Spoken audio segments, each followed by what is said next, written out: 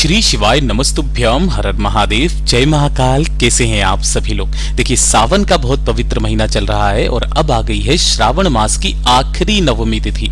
एक नवमी तिथि तो पहले ही निकल चुकी है कृष्ण पक्ष की, और अब आ गई है श्रावण मास की शुक्ल पक्ष की नवमी तिथि, जो पड़ रही है 3 अगस्त 2025 के दिन। ठीक है, और आज के दिन जितनी भी माताएं बहनें मेरे इस वीडियो को सुन रही हैं, देख रही हैं ना, ये शूल पाणेश्वर महादेव का उपाय करना बिल्कुल भी मत भूलना।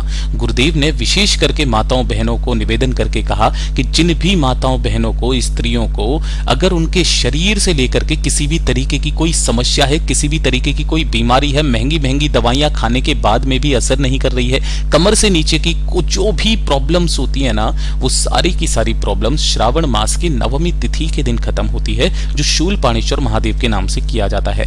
गुरुदेव की कथा से सुन करके और समझ करके पूरे उपाय को बहुत ही आसान भाषा में आप सभी को बताऊंगा, परंतु उससे पहले आप सबसे बस एक छोटी सी प्रार्थना करूंगा कि जो लोग पहली बार आए हैं ना, चैनल को जरूर सब्सक्राइब कीजिएगा और वीडियो को लाइक करके महादेव का कोई सा भी प्यारा नाम कमेंट बॉक्स में लिखना बिल्कुल भी मत भूलिएगा।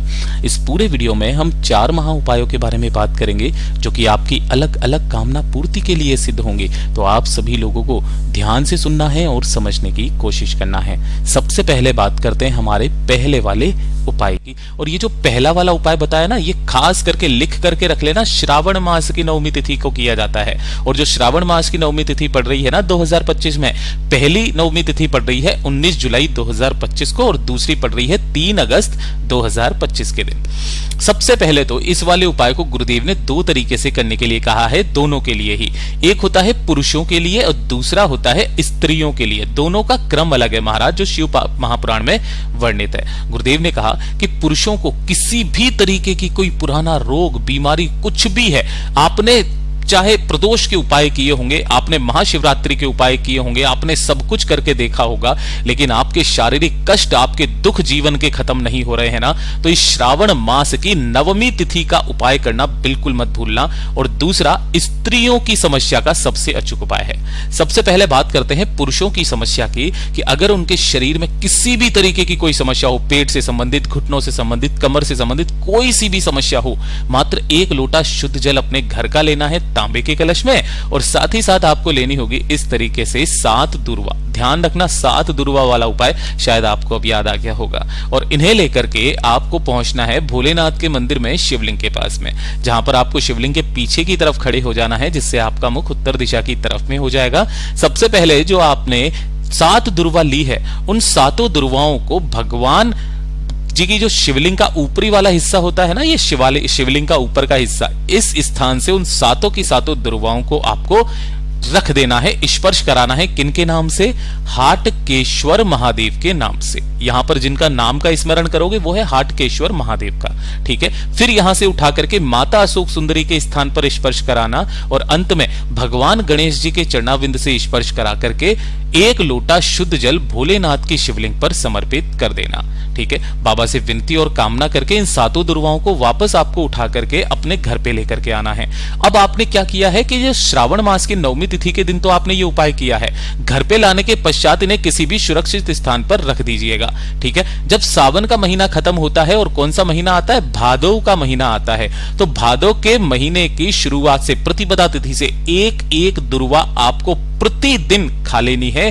आपके शरीर में महाराज पूरे जीवन भर कोई रोग, कोई कष्ट नहीं होगा। इतना अद्भुत और अचूक उपाय है ये, जरूर कीजिएगा। और जो स्त्रियों की समस्या के लिए पूज्य गुरुजी ने बताया कि कमर से नीचे अगर कोई सी भी समस्या से जूझ रही है, कोई स्त्री, नारी, बहन, बेटी, बहुत सारी समस्याएं हैं, कमर से लेके एडी तक की जितनी भी बीमारियां हैं, उन सारी बीमारियों का नाश होता है सिर्फ एक उपाय से, जो शूल पाणेश्वर महादेव का उपाय है। इसके लिए किस तरीके से करना है? 1 लोटा शुद्ध जल अपने घर का तो लेना ही है, साथ ही साथ आपको भी लेनी होगी 7 दुर्वा। इसमें गांठें नहीं गिननी है, इस चीज का विशेष करके ध्यान रखना। ठीक है ना, गांठों के बारे में किसी ने कुछ नहीं कहा। आपको ये दोनों ही चीजें लेकर के जब भोलेनाथ के मंदिर में जाओगे, तो शिवलिंग के पीछे की तरफ में जाकर के आपको खड़े हो जाना है।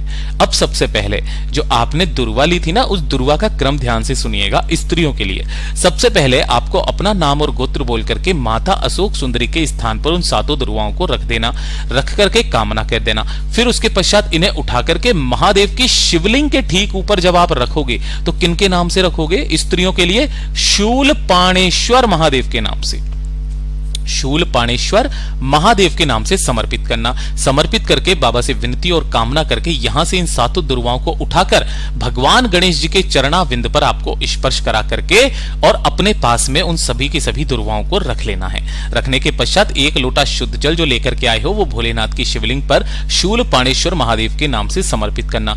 जो भी जल जलाधारी से बहकर नीचे की तरफ आकर के गिरेगा उस जल को आपको एकत्रित करना है, रोकना है।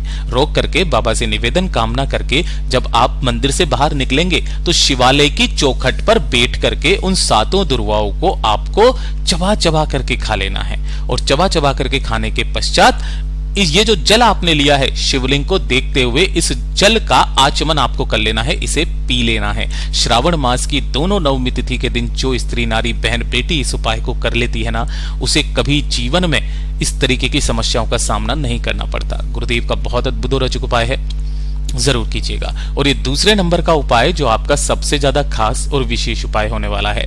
अगर आपकी कोई इच्छा है ना, कोई कामना है, कोई हृदय की बात है जो महादेव तक नहीं पहुंच रही है, महादेव सुन नहीं रहे हैं, अगर आपको ऐसा लगता है कि मेरी बाबा नहीं सुन रहा है, उन्हें सुनना चाहिए, मेरी कामना पूरा करना चाहिए ना, तो श्रावण मास की नवमी तिथि के दिन जितनी भी स्त्रियां माताएं बहनें मेरे इस वीडियो को सुन रही हैं, देख रही हैं, इस उपाय को जरूर कीजिएगा। आपको क्या चाहिए? 5 हरे मूंग के खड़े दाना चाहिए, आंखें दाने है ना, टूटे हुए ना हो, और 5 ही चाहिए होंगे आपको क्या, इस तरीके से अक्षत यानी कि क्या, चावल चाहिए आपको, पूर्ण चावल होने चाहिए, टूटा हुआ ना हो। साथ ही साथ आपको लेने होंगे 5 बेलपत्र, नहीं मिलते हैं महादेव की शिवलिंग से उठा लेना, धो करके काम में ले लेना। और इसके अलावा आपको जो चंदन मिल जाए, अगर आपके पास में पीला चंदन है तो पीला चंदन ले लो, लाल चंदन है तो लाल चंदन ले लो। साथ ही साथ आपको 1 लोटा शुद्ध जल ले लेना है अपने घर का तांबे के कलश में। इन सभी को लेकर के आपको भोलेनाथ के मंदिर में पहुंचना है, शिवलिंग के पास में। शिवलिंग के पीछे की तरफ आपको आसन लगा करके बैठ जाना है, जिससे आपका मुख उत्तर दिशा की तरफ में हो जाएगा। सबसे पहले 1 लोटे शुद्ध जल से भोलेनाथ की शिवलिंग का आपको अभिषेक करना है। श्री शिवाय नमस्तुभ्यम मंत्र का स्मरण करते हुए कुंदकेश्वर महादेव के नाम से, ठीक है, कुंदकेश्वर महादेव के नाम से समर्पित कर दीजिएगा। जब ये संपूर्ण जल समर्पित हो जाए ना, उसके पश्चात आपने जो 5 हरे मूंग के दाने लिए हैं ना, उनका अब इनका सबका क्रम आप नोट करते जाइएगा, उसी क्रम में आपको करना है। जो 5 आपने हरे मूंग के दाने लिए हैं, इनमें से पहला जो दाना होगा वो आपको शिवलिंग पर भगवान गणेश जी के स्थान पर समर्पित करना है, दूसरा कार्तिकेय जी के स्थान पर, तीसरा माता शोक सुंदरी के स्थान पर, चौथा नंदी बाबा का जो उठा पैर होता है वहां पर, और 5वां भोलेनाथ की शिवलिंग के ठीक ऊपर। ये करना है अपना नाम और गोत्र बोल करके। उसके पश्चात जो 5 चावल के दाने हैं, 1 चावल का दाना अपनी कामना कह करके गणेश जी के स्थान पर, दूसरा कार्तिकेय जी के स्थान पर, तीसरा माता अशोक सुंदरी के स्थान पर, चौथा नंदी भगवान के पास में, और 5वां शिवलिंग के ठीक ऊपर। और अंत में जो आपने बेलपत्र ली है, उन बेलपत्र की बीच वाली पत्ती पर अंग का संबोधन बना करके, यानी कि एक बिंदी लगाकर केवल बीच वाली पत्ती पर एक एक करके जहां जहां पर भी आपने हरा मूंग और चावल समर्पित किया है, उन सभी जगह पर आपको बेलपत्र अपनी कामना कह करके समर्पित कर देना है, सभी को उसी वाले क्रम में जिस क्रम में आपने चावल और हरा मूंग चढ़ाया है।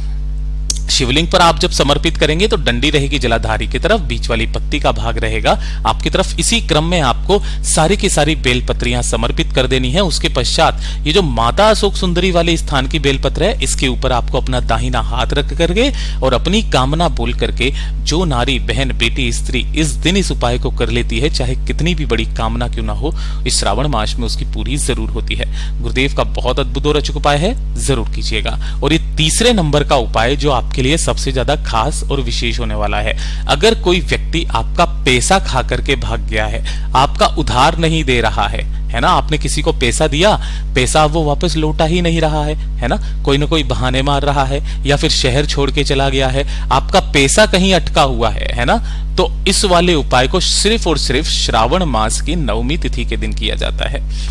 अपने ही घर पर आपको करना है। इस तरीके से आपको एक सूखा जो बेल का फल होता है ना, सूखा वाला बेल है ना, ये लेकर के आ जाना है, ठीक है ना, केवल। और इसके बेल के फल के आपको कितने टुकड़े चाहिए? 9 टुकड़े आपको कर लेने। आधा भी मिलेगा तो भी कोई दिक्कत नहीं है, उसके भी 9 टुकड़े आपको चाहिए, छोटे छोटे से, ठीक है। इसलिए आपको करना क्या है, आपको जो भी हवन कुंड है ना, आपके घर में एक छोटा सा हवन कुंड बनाना है, श्रावण मास की नवमी तिथि के दिन सुबह कर लो तो सुबह से ही, शाम को कर लो तो शाम को, या फिर रात्रि को, किसी भी समय पर कर सकते हो। उस हवन कुंड में आपको जो भी लकड़ी मिले और कपूर मिले, उससे हवन कुंड आपको बना लेना है। पहले इसका पूजन कर लेना है ना, गंगा जल वगैरह छीट करके अपना पूजन कर लेना। उसके पश्चात आपको महादेव का नाम लेकर के जो आपने 9 बेल के फल के टुकड़े लिए हैं, है ना, ओम नमः शिवाय मंत्र का स्मरण करते हुए, ओम नमः शिवाय बोल करके, स्वाहा बोल करके आपको एक एक टुकड़ा इसके अंदर डालते चले जाना है। कितने? 8 टुकड़े डालने हैं। अब जो 9वां टुकड़ा होगा ना, उस 9वें टुकड़े में आपको 9वें टुकड़े के साथ में लेने होंगे थोड़े से सफेद तिल। इस चीज का ध्यान रखना, थोड़े से सफेद तिल लेने हैं। और सफेद तिल लेकर के जो भी व्यक्ति आपका पैसा नहीं लौटा रहा, आपको नाम याद नहीं है, उस अज्ञात व्यक्ति के बारे में बोल करके कि वो मेरा पैसा वापस लौटा दे, अंत की आहुति आपको ओम नमः शिवाय मंत्र का स्मरण देते हुए स्वाहा बोल करके दे देनी है। गुरुदेव ने कहा कि उस व्यक्ति को रात्रि में सपना आएगा, वो आपका पैसा घर पे दे के जाएगा। ये वो अचूक उपाय है जो सिर्फ श्रावण मास की नवमी तिथि के दिन किया जाता है। पूज्य गुरु जी के सभी उपाय बहुत ही ज्यादा खास और अद्भुत है, जरूर कीजिएगा। वीडियो पसंद आए तो लाइक करना, चैनल को सब्सक्राइब जरूर कीजिएगा।